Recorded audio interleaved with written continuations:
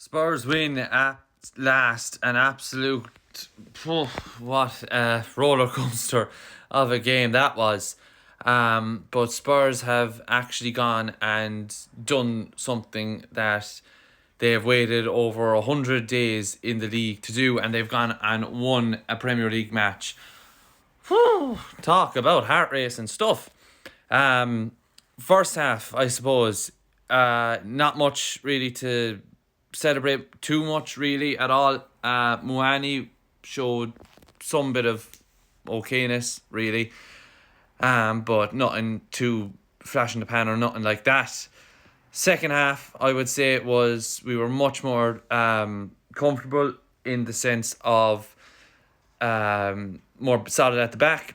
I thought Danso was quite good, in fairness. Van de Ven, I'll be honest, I forgot he was even playing most of the second half, which I suppose is good in a sense that Wolves weren't threatening our backline, but they were on our backline's defence. I did think that Spence had a tough old day at the office, and Porro did handle Mane quite well, in fairness to him.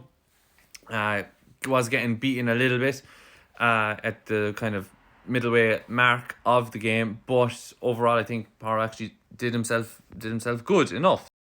The changes, I think, helped us, especially when Xavi went off injured. Looks like he's going to be injured.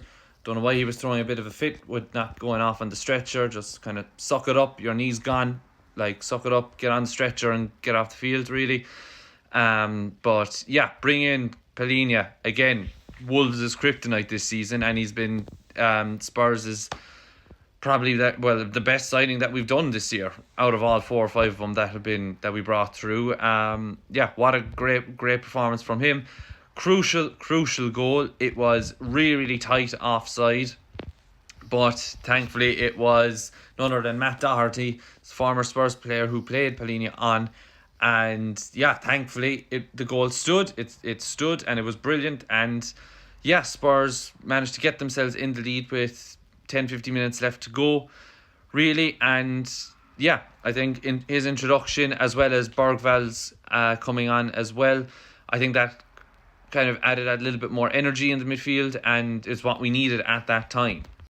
So that leaves us now only 2 points off of West Ham. Now, West Ham were leading against Everton. For a good bit of the game, Everton got back into it from a Dewsbury Hall screamer, I've read. But then as Sir Alex always said, you're at the most weakest when you've just scored a goal. And that seems to have been happening with Everton. They conceded then Callum Wilson, of all players, to score for West Ham, ultimately giving them the 3 points. And they did beat Everton today or this afternoon, which means that it goes again in the next bout of games.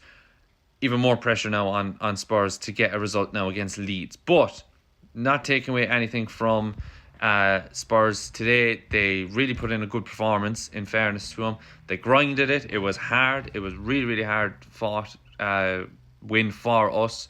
And as we've known from this year in the Premier League, all wins are going to be so hard to come by, which is why we've only won 1 in 15. Someone I also want to give a big up to was Matisse Tell.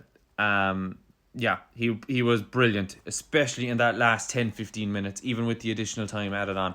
Tell's hold-up play, he was doing a bit of skill work. He was reeling in the tackles, bringing players of the Wolves defence. He had Bueno on strings in the last 10-15 minutes, which is ultimately why I think he had to get subbed off.